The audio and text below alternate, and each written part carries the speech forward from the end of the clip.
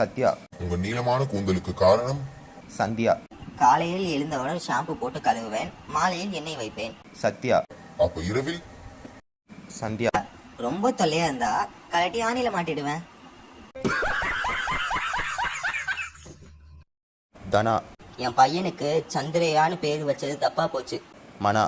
ஏன், நல்ல பேரு தானே. தனா. நீ வேற, எதிர் வீட்டு நிலாவை சுத்தி சுத்தி வந்துகிட்டு இருக்கான். காவ்யா. உன் பையனுக்கு ஏன் ரொம்ப குண்டா பெண் பாக்குற? திவ்யா. அவளை தலையில தூக்கி வச்சுக்கிட்டு ஆட முடியாது பாரு. ஹரி. 3 யானை கர்ப்பமா இருக்குது.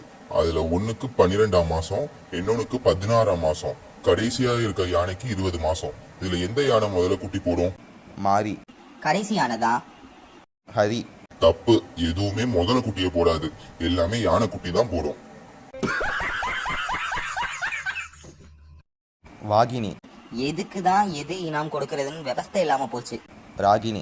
எதுக்கு புலம்புறீங்க? வாகினி. அங்க பாருங்க, மாட்டு சந்தையில 2 மாடு வாங்கினா இந்த ஆடி இலவசம்னு சொல்றாரு அந்த வியாபாரி. சவி.